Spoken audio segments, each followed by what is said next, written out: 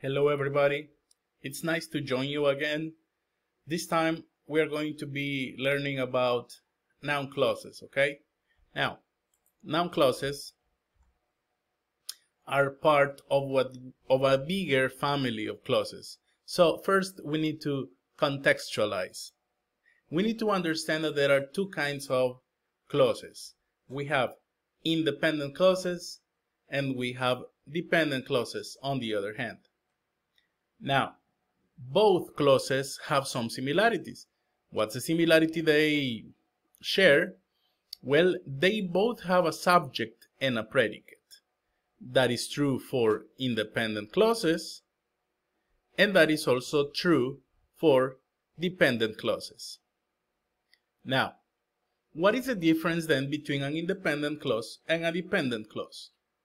The difference is that an independent clause transmits a complete idea. The independent clause, on the other hand, does not. Now, when I say that independent clauses transmit complete ideas, it doesn't necessarily mean that the idea is very complex or that they transmit a big idea. No. An independent clause can transmit a simple but complete idea. For example, I could say, they arrived today. That's a complete idea. It's only 3 words, but it's a complete idea. A dependent clause cannot transmit full meaning, a full idea, a complete idea. It doesn't matter how many words an independent clause uses. I can have an independent clause that has many words, but the idea will not be complete. As an example, consider this. While we were waiting for the boat, that's it. While we were waiting for the boat this morning,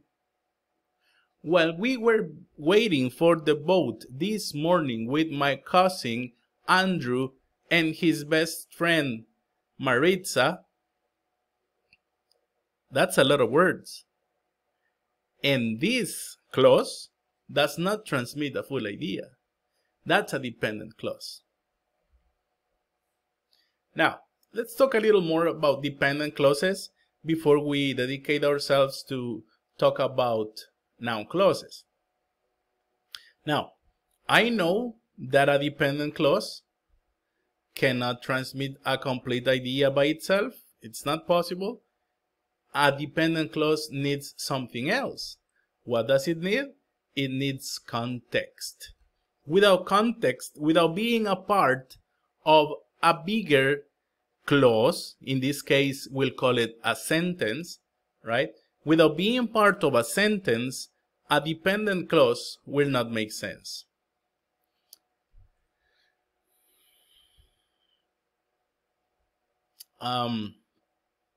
There's a need for a connecting word. Any dependent clause needs a connecting word. So the elements of a dependent clause are a subject, a verb, and many times a complement, but they also need a connecting word. This connecting word allows it to make sense within the bigger sentence. And finally, a dependent clause. There's a typo here, I'm sorry. We understand that there are 3 kinds of dependent clauses. We have noun clauses, relative clauses, and adverb clauses. And we are going to study all of these clauses in this subject, in this first period, hopefully. Now, right now, what we need to understand, our point of study right now is only noun clauses, okay? So, to recap, we'll say that a noun clause is a group of words that has a subject, a predicate, possibly a complement, A noun clause needs a connecting word, and it cannot make meaning by itself. Now, a noun clause, as I told you, it's a group of words, it has a subject, it has a predicate, and noun clauses are introduced by special words. What do you mean special words, you may be thinking? Yes, they are introduced by special words, and the words that introduce noun clauses fall into 4 big categories: expletives, interrogative pronouns, interrogative adjectives, and interrogative adverbs. Now, an expletive is a word that has a syntactic role but not a lexical role.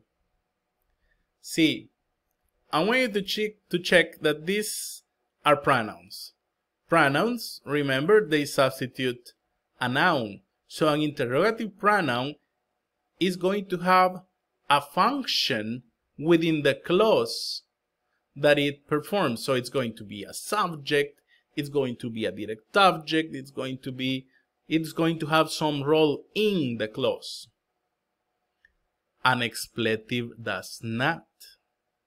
An expletive does not have the role of a subject or the role of a direct object.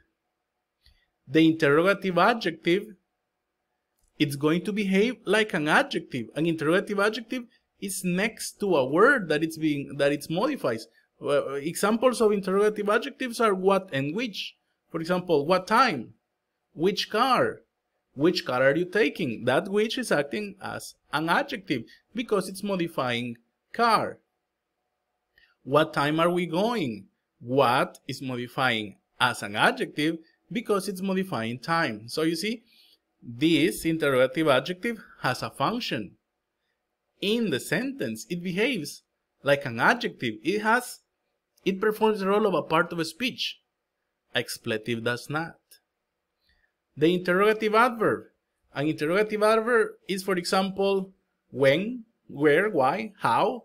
They are the interrogative adverbs, and they behave as adverbs. In the clause that they introduce, they have a function. The function is to be adverbs. Coming back to the expletive will not have a function like that. We have 4 expletives that introduce noun clauses. We have the word that, we have the word but that, the words, to be honest. Now, to be completely clear, the expletive but that is not used very often, so most of us never include it in our lessons when we explain noun clauses. So, as I was telling you, that, but that, if, and whether. Those are the 4 expletives that allow us to introduce noun clauses. Now, as I told you, we also have interrogative pronouns, interrogative adjectives, and interrogative adverbs that they can also introduce noun clauses. And I need you to understand this. Just because we have one of these words, it doesn't mean that they are introducing a noun clause. Okay, that's a very important note that you need to bear in mind. Just because I have the word, it doesn't mean that I have the noun clause. Because these words, the interrogative adverbs, the interrogative pronouns, the adjectives, and even expletives, they can also introduce other kinds of clauses, or they might not be introducing a clause at all. Moving on, people. We will recognize a noun clause by one of the words that begin it. So, to make it simpler, I have classified the words that introduce noun clauses in another way. Noun clauses can be introduced by interrogative words, WH words, who, where, why, when, which. All of these words, they can introduce noun clauses. Noun clauses can also be introduced with whether or if. Remember, whether and if are expletives, right? Noun clauses can also be introduced by the word that. That is another expletive. So, we can identify a noun clause because they are introduced with these words. But remember, that is not enough. We need something else in order to identify a noun clause. And what allows me to actually identify that a clause is actually a noun clause is its function, what it does in the sentence. Because a noun clause is going to take the place of a noun. The name implies it, right? So, a noun clause performs the role of a noun. So, a noun clause is going to be, for example, a subject. It can be a direct object. It can be a predicate nominative, and so forth. Can a noun clause perform all of the roles that a noun can perform? Is that possible in reality? Well, I guess we'll have to find out in the next presentation. I guess that's all for this recording. See you later.